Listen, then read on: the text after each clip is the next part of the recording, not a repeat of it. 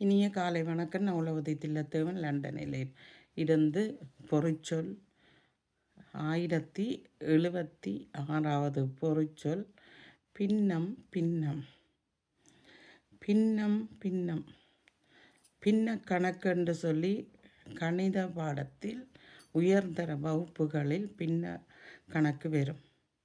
அது மேலும் கீழும் ஒரு பாகத்தில் ஒரு பகுதியை எடுத்தால் 4இல் 3, 3இல் 1 இப்படியாக இந்த பின்னல் கணக்கு பின்ன கணக்கென்று வரும்.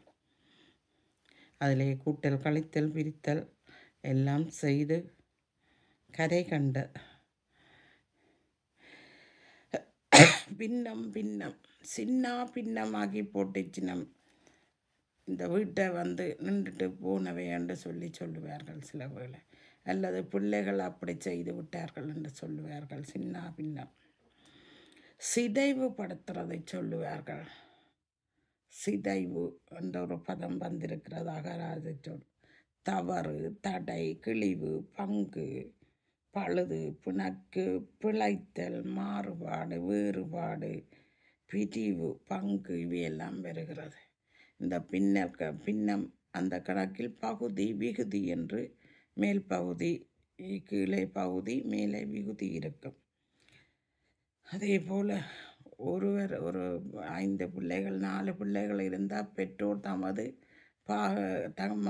இருப்பதை பங்கு பங்காக பிரித்து ஒவ்வொரு பிள்ளைகளுக்கு கொடுப்பார்கள்.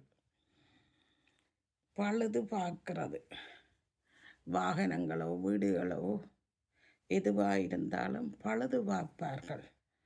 பழுது வந்துவிட்டால் அதனை கொண்டே உரிய இடத்துல கொடுத்து பழுது பார்ப்பார்கள். பிணக்கு இருவருக்குள்ளே வரும் பொழுது அந்த பிணக்கை தீர்த்து வைப்பார்கள். சிலர் பொதுவான யாருக்கு அது போக வேண்டும் என்று சொல்லி தீர்த்து வைப்பார்கள். மாறுபாடான காலங்கள் இப்போது வந்து கொண்டிருக்கின்றன. எது சொன்னாலும் அது சரியில்லை, தாங்கள் செய்வது தான் சரி என்று மாறுபாடான காலம் வேறுபாடான காலமாக இருக்கிறது. பிள்ளைகளை